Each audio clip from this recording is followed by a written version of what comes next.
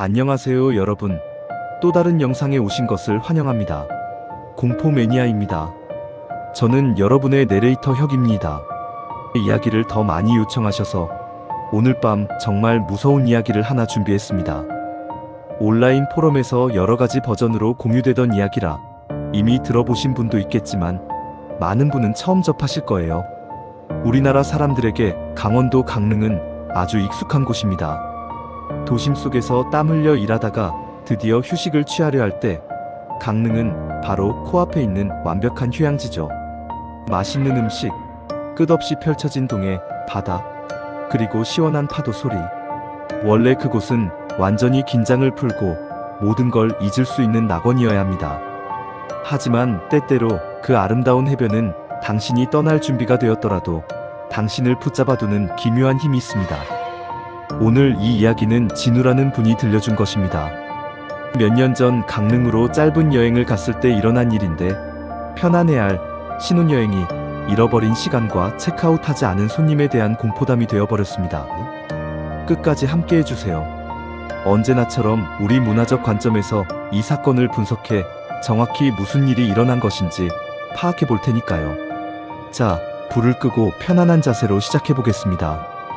8월이었고 한여름의 무더위와 장마가 겹쳐 공기는 텁텁했습니다. 진우와 그의 아내 수진, 그리고 친구들인 민수와 지영은 한껏 들뜬 기분으로 강릉에 도착했습니다. 선글라스를 쓰고 일상의 스트레스는 뒤로 던져버렸죠. 그들은 경포 해변 근처에 한적한 중급 리조트를 예약했습니다.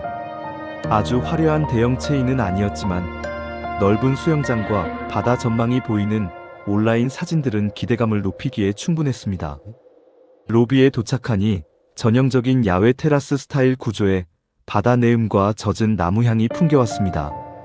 직원들은 활짝 웃고 있었고 진우와 수지는 714호 열쇠를 받아 위층으로 올라갔습니다. 민수와 지영은 다른 층방을 배정받아 30분 뒤 짐을 풀고 로비에서 다시 만나기로 했습니다. 7층 엘리베이터 문이 열리자 묘하게 고요한 복도가 나타났습니다. 습기 때문에 카펫은 멍든 것처럼 짙은 보라색이었고 발을 디딜 때마다 푹신거렸습니다. 진우가 카드키를 갖다 대자 삑 소리와 함께 문이 열렸습니다. 그런데 문을 밀고 들어가자마자 그들을 덮친 건 전망이 아니라 추위였습니다. 에어컨이 미친 듯이 돌고 있었는데 단순한 시원함을 넘어 마치 시체 안치소처럼 서늘했습니다. 발코니 창으로 햇빛이 쏟아져 들어오고 있었지만 방 안에는 온기가 전혀 없었습니다. 방 구조는 평범했습니다. 좁고 긴 복도 왼쪽에 화장실, 오른쪽에 커다란 목재 옷장이 있었고 중앙에 침대와 TV가 있었습니다. 진우가 짐가방을 끌고 안으로 들어가려다 갑자기 멈춰섰습니다. 복도 한가운데 마치 군대처럼 정교하게 정렬된 슬리퍼 2켤레가 놓여 있었습니다. 호텔에서 흔히 주는 얇은 종이 슬리퍼가 아니라 두툼하고 회색 털이 달린 것이었습니다. 큰 것 한 켤레와 작은 것 한 켤레. 그런데 가장 이상한 점은 2켤레 모두 침대 쪽을 향해 안쪽으로 놓여 있었다는 것입니다. 직원이 놔둔 거겠지. 수지는 한기를 느끼며 팔을 비비며 말했습니다. 참 이상한데 놔뒀네. 보통은 옷장 안에 넣어두는데. 진우는 그것들을 빤히 쳐다봤습니다. 기분이 좋지 않았습니다. 나란히 놓인 모양새가 마치 보이지 않는 두 사람이 서서 그들을 환영하는 것 같아 불쾌했습니다. 진우는 생각을 떨쳐내기 위해 슬리퍼를 벽 쪽으로 걷어차 버렸습니다. 빨리 짐 풀고 내려가자. 배고파 죽겠어. 그들은 아래층에서 민수와 지영을 만나 밤거리로 나갔습니다. 신선한 회를 먹고 시원한 맥주를 마시며 즐거운 시간을 보냈습니다. 방으로 돌아왔을 때는 밤 10시가 넘었습니다. 여행의 피로와 포만감 때문에 몹시 지쳐 있었죠. 수진이 먼저 씻으러 들어갔고 진우는 침대 가장자리에 앉아 휴대전화를 보고 있었습니다. 그러다 우연히 문 쪽을 바라본 진우의 엄지손가락이 멈췄습니다. 그 슬리퍼들이 돌아와 있었습니다. 다시 복도 한가운데에 완벽하게 정렬된 채 안쪽을 향해 놓여 있었습니다. 진우는 인상을 찌푸렸습니다. 분명히 나가기 전에 벽 쪽으로 걷어찬 기억이 납니다. 수진이 다시 갖다 놓았을까요? 하지만 왜 굳이 저기에? 여행 첫날부터 예민하게 굴고 싶지 않았던 진우는 조용히 일어나 슬리퍼를 다시 옷장 틈 아래로 세게 걷어차 보이지 않게 치워버렸습니다. 그날 밤 잠은 쉽게 오지 않았습니다. 겨우 잠이 들었을 때 두 사람은 똑같은 꿈을 꾸었습니다. 물이었습니다. 어둡고 탁하며 무거운 물이 가슴을 짓눌러 숨을 쉬지 못하게 만드는 꿈이었습니다. 진우가 잠에서 깼을 때 온몸이 마치 버스에 치인 것처럼 무거웠습니다. 머리는 지끈거리고 관절마다 납을 부어넣은 것 같았습니다. 옆에 누운 수진을 보니 안색이 창백했고 피부는 축축했습니다. 못 움직이겠어. 기운이 다 빠져나간 것 같아. 수진이 갈라진 목소리로 속삭였습니다. 어제 먹은 음식 때문인가 봐. 식중독인 것 같네. 진우도 관자놀이를 누르며 신음했습니다. 그는 민수와 지영에게 전화를 걸어 먼저 일정을 보내라고 말하려 했습니다. 그런데 전화를 확인하려던 진우는 눈을 의심했습니다. 오전 8시인 줄 알았는데 시계는 오후 1시를 가리키고 있었습니다. 아침 시간을 통째로 잠으로 날려버린 것입니다. 물을 마시려 침대 밖으로 다리를 뻗은 진우는 그대로 굳어버렸습니다. 그 털 슬리퍼들이 또 움직여 있었습니다. 이번에는 문 바로 옆에 놓여 있었는데 안쪽이 아니라 바깥쪽을 향해 나란히 놓여 있었습니다. 마치 문 밖으로 나갈 준비를 하고 있는 것처럼요. 수진아, 당신이 이거 옮겼어? 진우의 목소리가 떨렸습니다. 하지만 수진은 의식이 가물가물한 채 대답조차 못했습니다. 진우는 소름이 돋았지만 억지로 이성을 붙잡으며 룸서비스로 죽과 물, 약을 주문했습니다. 나쁜 음식을 먹어서 아픈 거라고 스스로를 달랬습니다. 그날 남은 시간은 기억조차 흐릿합니다. 단순히 잠을 자는 게 아니라 뭔가에 짓눌린 상태였습니다. 온종일 침대에 누워 어둠 속을 헤매는 혼수 상태 같았습니다. 5분 정도 깨어나 죽을 몇 숟가락 넘기면 다시 무거운 힘이 그들을 밑바닥으로 끌어내렸습니다. 다시 밤이 되었습니다. 화장실 문틈으로 새어나오는 불빛 외에는 칠흑 같은 어둠이었습니다. 밤 11시경 진우는 소리에 잠이 깼습니다. 묵직한 옷장 문이 열리는 명확한 소리였습니다. 그는 고열과 공포에 마비된 채 그대로 누워 있었습니다. 창문 쪽을 향해 누워 있었기에 어두운 발코니 유리창에 화장실 불빛으로 비친 방 앞모습이 희미하게 반사되었습니다. 거울 같은 유리창 속에서 그는 형체를 보았습니다. 흰 티셔츠를 입은 누군가가 화장실에서 걸어나와 옷장으로 가더니 안을 뒤적거리는 모습이었습니다. 수진아? 진우가 쥐어짜듯 속삭였습니다. 그러자 바로 옆 침대 시트 아래에서 수진의 웅얼거림이 들려왔습니다. 수진은 옆에서 깊이 잠들어 있었습니다. 그렇다면 옷장 앞에 서 있는 저 사람은 누구란 말인가요? 진우가 아드레날린의 힘으로 고개를 확 돌렸습니다. 방은 텅 비어 있었고 옷장 문도 굳게 닫혀 있었습니다. 미쳐가는구나. 열 때문에 헛것을 보는 거야. 그는 시트를 움켜쥐며 중얼거렸습니다. 셋째 날, 병세는 나아지기는커녕 더 깊어졌습니다. 진우가 눈을 떴을 때 커튼을 때리는 햇빛은 밝은 노란색이 아니라 죽어가는 주황색 석양이었습니다. 하루를 또 통째로 잃어버린 것입니다. 방 안의 공기도 변해 있었습니다. 곰팡이 냄새와 함께 바닷물 비린내가 진동했습니다. 마치 방 전체가 바다에 젖은 듯 했습니다. 진우가 일어나려 하자 방이 심하게 어지러웠습니다. 고개를 떨구자 복도 중앙에 또 그 슬리퍼들이 보였습니다. 이번에는 나란히 놓인 게 아니라 걷고 있는 모양으로 왼발은 앞, 오른발은 뒤로 배치되어 있었습니다. 마치 보이지 않는 존재가 방 안을 거닐다가 그들이 깨어나길 기다리며 멈춰 선 것처럼요. 진우는 욕설을 내뱉으며 비틀거리며 화장실로 가 찬물로 세수를 했습니다. 거울을 본 그는 뒷걸음질 쳤습니다. 거울 속 자신의 모습은 눈이 홍하게 파인 시체 같았습니다. 그가 밖으로 나오자 수진이 침대에 앉아 꺼진 TV 화면을 멍하니 보고 있었습니다. 진우야, 왜 그렇게 오래 씻었어? 진우는 당황했습니다. 안 씻었어. 그냥 세수만 하고 나왔는데. 수진은 떨리는 손가락으로 화장실을 가리켰습니다. 아니, 유리창 반사된 걸로 봤어. 어떤 남자가 들어가서 샤워기를 틀고 20분 동안 물을 맞으며 서 있는 걸 봤단 말이야. 진우가 화장실을 돌아봤습니다. 타일은 바짝 말라 있었고 샤워기는 잠겨 있었습니다. 정적만이 흘렀습니다. 수진아, 지금 당장 떠나야 해. 진우가 지갑과 카드키를 챙겼습니다. 정신이 번쩍 들었습니다. 돈은 상관없으니 방을 바꿔야겠다고 생각했습니다. 하지만 그들은 문 밖으로 나가지 못했습니다.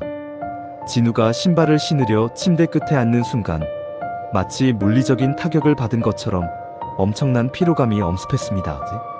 눈꺼풀이 철근처럼 무거워졌고 근육은 흐느적거렸습니다.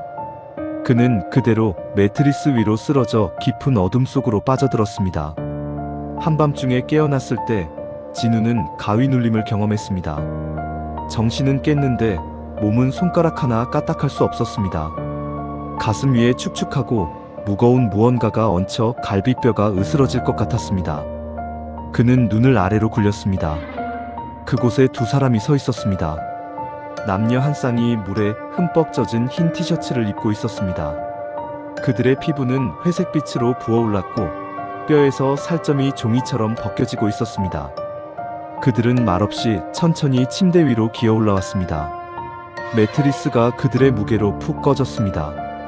남자는 진우 위에, 여자는 수진 위에 올라타 자리를 잡았습니다. 마치 따뜻한 욕조에 몸을 담그듯 그들의 몸속으로 파고들었습니다. 부어오른 남자의 얼굴이 진우의 코앞까지 내려왔습니다. 썩은 생선과 깊은 바다의 악취가 진동했습니다. 진우는 비명을 지르려 했고 마음속으로 불교 경전을 외우려 했지만 숨이 쉬어지지 않았습니다. 폐에 보이지 않는 물이 가득 찬 것 같았습니다. 귀신의 얼굴이 그의 얼굴 속으로 완전히 겹쳐지며 지독한 냉기가 혈관을 타고 흘렀고 다시 정신을 잃었습니다. 쾅! 복도에서 카트가 부딪히는 소리에 진우는 최면에서 깨듯 숨을 몰아쉬며 일어났습니다. 마치 바다 밑바닥에서 방금 수면으로 올라온 기분이었습니다. 옆에서 수진도 히스테릭하게 울며 가슴을 쥐어뜯고 있었습니다. 수진아, 일어나. 지금 가야 해. 그들은 짐도 싸지 않고 지갑도 챙기지 못한 채 맨발에 잠옷 차림으로 714호실을 뛰쳐나왔습니다. 보라색 복도를 지나 엘리베이터 버튼을 미친 듯이 눌렀습니다. 로비에 쓰러진 그들을 보고 야간 직원들은 경악했습니다. 진우가 귀신이 있다며 방을 바꿔달라고 소리를 지르자 매니저는 한마디 대꾸도 없이 즉시 다른 층 방으로 옮겨주겠다고 했습니다. 방이 준비될 때까지 로비 소파에 앉아 떨고 있던 그들 앞으로 승복을 입은 스님 한 분이 들어왔습니다. 스님은 소파를 지나치다 멈춰서서 그들을 빤히 쳐다봤습니다. 얼굴이 아니라 그들 주변의 공기를 보고 있었습니다. 스님은 그들 앞에 멈춰서서 가방에서 흰 실뭉치를 꺼내 진우와 수진의 손목에 단단히 묶고는 연부를 외우셨습니다. 그리고 수진의 이마를 짚으며 아주 심각한 표정으로 말씀하셨습니다. 이 시를 절대 풀지 마세요. 그들이 당신들을 자신들이라고 생각합니다. 당신들의 영혼을 숨겨야 합니다. 스님이 떠난 뒤 그들은 겨우 진정했습니다. 얼마 후 직원이 새 방 카드키를 주며 짐은 아침에 직원을 불러 챙기라고 했습니다. 새 방은 아주 조용하고 평화로웠습니다. 다음 날 아침 드디어 고열이 내렸고 가슴을 짓누르던 압박감도 사라졌습니다. 진우는 직원과 함께 714호로 돌아갔습니다. 그런데 가방을 열어본 진우의 피가 거꾸로 솟았습니다. 가방 안에는 강릉 기념품과 말린 수산물, 열쇠고리들이 꽉 차 있었습니다.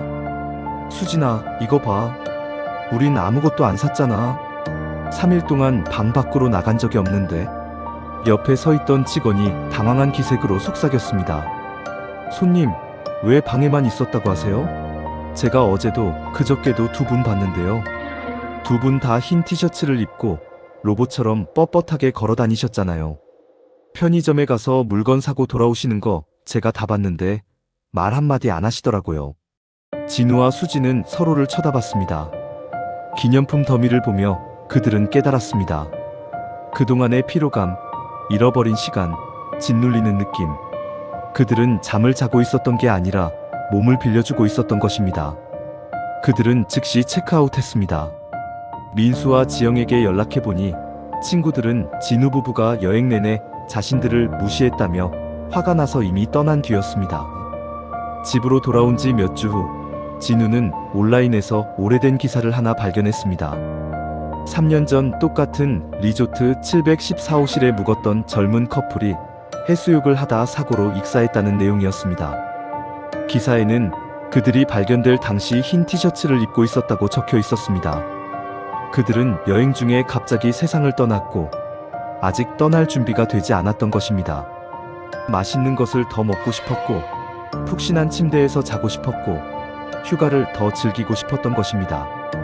그리고 진우와 수진이 그 방에 체크인했을 때 귀신들은 그들의 여행을 마칠 기회를 얻었던 것입니다. 그러니 다음에 여행을 가서 숙소에 들어갔을 때 복도 한가운데 슬리퍼가 놓여 있다면 절대 걷어차지 마세요. 바로 프런트에 전화해 방을 바꿔달라고 하세요. 누가 당신의 신발 속에 그리고 당신의 피부 속으로 들어오려고 기다리고 있을지 모르니까요. 자, 공포 에피소드 가족 여러분, 진우와 수진에게 무슨 일이 일어난 걸까요? 단순히 귀신 들린 방이었을까요? 잠시 영상을 멈추고 댓글로 여러분의 생각을 알려주세요. 이제 제 개인적인 분석을 우리 문화적 관점에서 말씀드려 보겠습니다.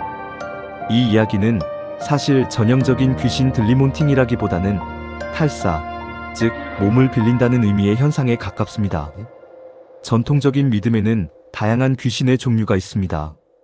원한을 품은 원혼, 굶주린 귀신 아귀, 특정 장소에 묶인 지방령, 그리고 살아있는 사람의 몸을 일시적으로 사용하는 축령 등이 있죠. 진우 부부가 714호에서 만난 존재는 바로 이 축령과 가장 일치합니다. 그들은 살해 의도가 있었다기보다 자신들의 못다한 휴가를 끝내고 싶어 했던 미련이 남은 영혼들이었습니다. 여기서 슬리퍼에 주목해야 합니다. 문화적으로 이건 엄청난 경고 신호였습니다. 안쪽을 향한 신발 누군가 들어오고 있거나 당신을 초대하고 있음을 의미, 바깥쪽을 향한 신발 무언가 떠날 준비가 되었음을 의미, 정교한 정렬 장례 풍습에서 죽은 자의 신발을 문 쪽으로 정렬하는 것은 영혼이 길을 잘 찾아 떠나게 돕는 의식입니다.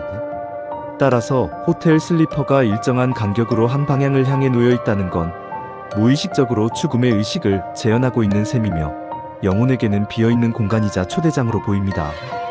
숙소에 머물 때는 신발을 너무 깔끔하게 두지 말고 적당히 어지럽혀 놓는 것이 좋습니다. 무질서함은 살아있는 인간의 존재감을 나타내며 귀신들이 예측 불가능한 것을 꺼리기 때문에 피하게 됩니다. 또한 진우가 슬리퍼를 무례하게 걷어찬 행위는 이미 점유된 공간을 모욕한 것이 되어 귀신들의 오기를 자극했습니다.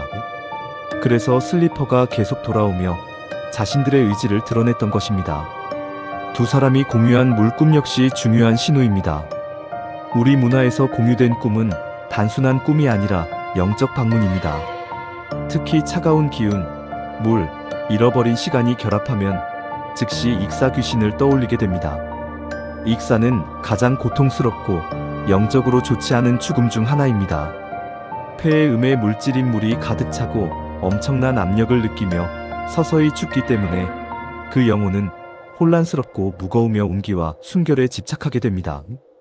방 안에서 일어난 현상들은 꿈이라기보다 귀신들의 기억이 진우 부부에게 전이된 것입니다. 마침 두 영혼도 커플이었고 진우 부부도 커플이었기에 나이대가 비슷했다면 더욱 강한 공명과 정체성 혼란이 일어났을 것입니다. 그래서 스님이 그들이 당신들을 자신들이라고 생각합니다라고 말한 것입니다. 스님이 묶어준 흰 실은 영혼의 향기를 숨겨 소유권을 표시하고 몸을 더 이상 빌려주는 것을 막기 위한 보호막이었습니다. 저는 귀신들이 아기를 가지고 몸을 뺏으려 했다기보다 진우 부부를 자신들의 연장선상에 있는 존재로 착각하고 혼란스러워했던 것이라고 생각합니다. 할 이야기가 많지만 오늘은 여기서 마무리하겠습니다. 끝까지 시청해주셔서 감사합니다. 이번 에피소드 즐거우셨나요? 모두 안전하게 지내시고 다음 주에 다시 뵙겠습니다. 안녕히 계세요.